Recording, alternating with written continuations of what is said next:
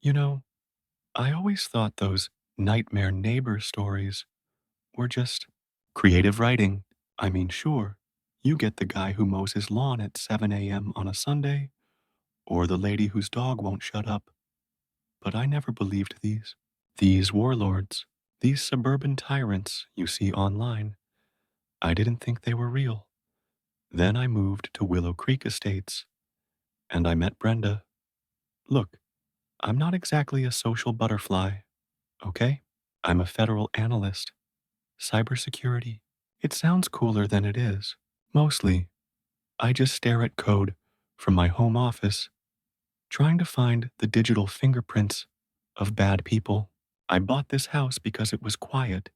It was new, and honestly, I just wanted to be left alone. I paid a premium for that master planned community lifestyle, thinking it meant, you know, peace. What it actually meant was that I had just bought a ticket into someone else's kingdom. Brenda was the queen. She wasn't just on the HOA board, she was the board. The Architectural Review Committee was just her best friend, and a guy who was terrified of her.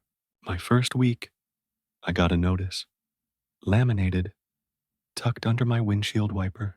Mailbox color discrepancy. Apparently, my mailbox was desert sand. The approved color, mandated in Section 4B of the Covenant, was pale fawn. I'm not kidding. I looked at it. It was beige. The other was also beige. I ignored it. I figured, no one has that much time on their hands. Oh, sweet summer child. A week later, I get a knock. Not a friendly, welcome to the neighborhood knock. This was a rhythm. A thump, thump, thump. I open the door, and there she is. Brenda. She's flanked by two guys, and I use that term loosely. They looked like they'd lost a fight with a lawn gnome. They're wearing these matching maroon golf shirts with a Willow Creek compliance and security logo stitched on the chest. They've got security belts, but there's nothing on them except a tape measure and a clipboard. Brenda, she doesn't say hello. She just smiles, a tight, thin-lipped smile that didn't reach her eyes.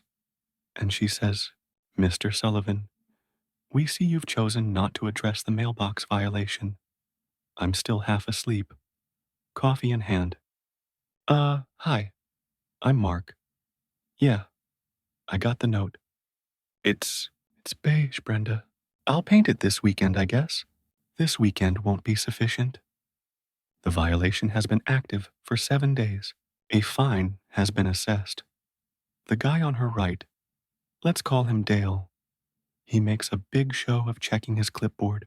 That's $50, Mr. Sullivan.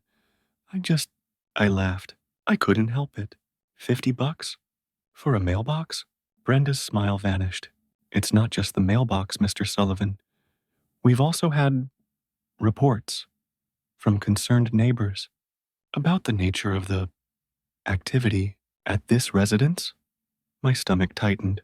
Activity? I work from home. I'm on a computer. We see the deliveries, she said, her voice dropping, like she was sharing a secret. Dozens of packages, strange electronics, late nights, lights on in the garage. We have reason to believe you may be running an unlicensed commercial business from your property in direct violation of the bylaws. We're here to conduct an inspection of the garage. Dale took a step forward. I put my hand on the door. Whoa, hang on. You're not doing that. You can't just inspect my garage. It's in the covenant you signed, Mr. Sullivan. Article 9. The Compliance and Security Team has the right to inspect any property suspected of non-conforming use. I looked at Dale. I looked at the other guy, who hadn't said a word, and I looked at Brenda, who was just radiating this joy. This is what she lived for. This was her fix. And I finally understood. This wasn't about a mailbox. This was about her. No, I said, Just flat. No. Brenda's face went pale. What did you say? I said no. You are not private law enforcement. That clipboard doesn't mean anything, and your team isn't coming into my house or my garage, not without a warrant from an actual judge. Now, if you're done trespassing, I have work to do. I'll never forget the look on her face. It wasn't just anger, it was offense. Like I had just slapped her. She had never been told no before. Dale looked like he might faint. Brenda took a small step back. You will regret this, Mr. Sullivan. You have no idea who you're dealing with. She turned, and the two stooges followed her, practically tripping over their own feet. I shut the door, and my heart was hammering. I really thought, that was the end of it. I thought, okay, I set a boundary. She'll move on to the next person. I was so wrong. That wasn't the end. That was the declaration of war. 2 days later, my phone rang. It was a number I didn't recognize. From DC, I answer. Sullivan. The voice on the other end was cold, professional. Mr. Sullivan, this is Arthur Vance from Federal Internal Security. We need you to come into the field office immediately. Internal Security? I'm an analyst. I don't. Is there a problem with the network? There was this long, heavy pause, and then he said, We've received a formal complaint from a municipal authority regarding threatening behavior and suspicious network activity originating from your home residence. Sir, your security clearance has been provisionally suspended, pending review. I dropped my coffee. My clearance, that's not just my job. That's my life. You lose that, you're not just fired, you're blacklisted. You can't even get a job at Best Buy. A municipal authority? I stammered. What? What authority? A Miss Brenda Jenkins, chairwoman of the Willow Creek Estates Homeowners Association. She filed a report alleging you threatened her and that she has grave concerns you might be a domestic digital threat. Brenda, she didn't just go over my head. She went straight for my career. She wasn't just trying to find me. She was trying to destroy me. And the terrifying part? The government, my own employers, they were listening to her. I drove to the DC field office. I think I ran 3 red lights. I couldn't process it. I walk in, and the security guard who usually waves me through, he stops me. Gonna need you to turn in your badge and access card, Mark. He wouldn't even look me in the eye. I was a pariah. I get led into this sterile, windowless room, and there's Arthur Vance. He's just gray. Gray suit, gray hair, gray expression. He doesn't offer me coffee. He just slides a file across the table. Mr. Sullivan, I'll be blunt. This is a mess. I open the file, and my blood runs cold. It wasn't just one report. It was, my God, it was a dossier. Brenda had been building a case. There were photos of me in my own house, taken through my window, sitting at my computer.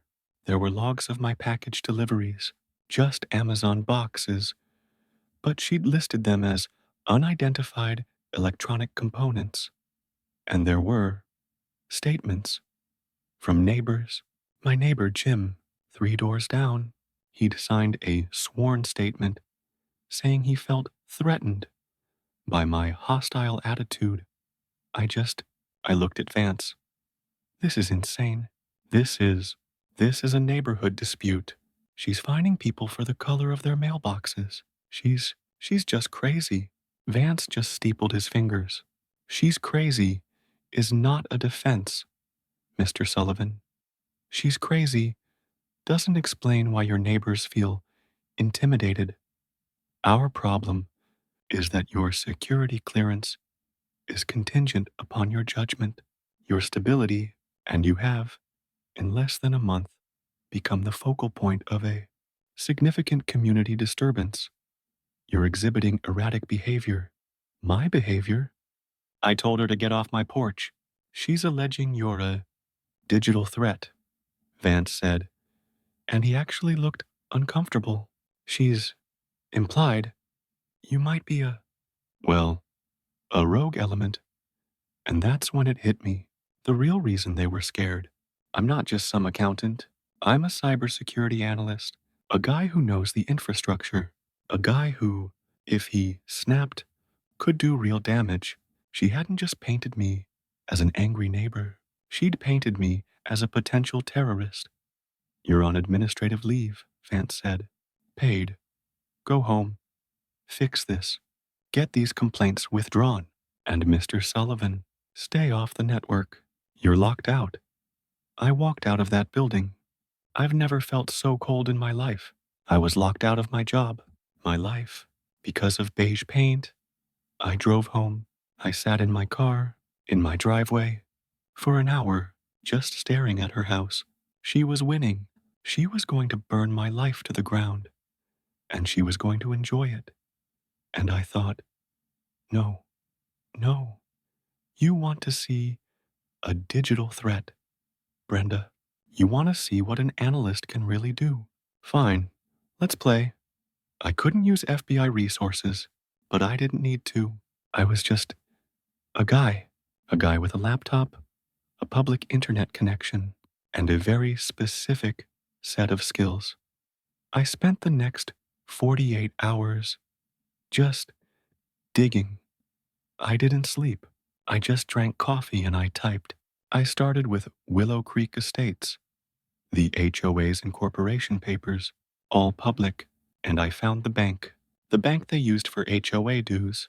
I couldn't access the accounts, obviously, but I could see the public mortgage filings for the properties on my street.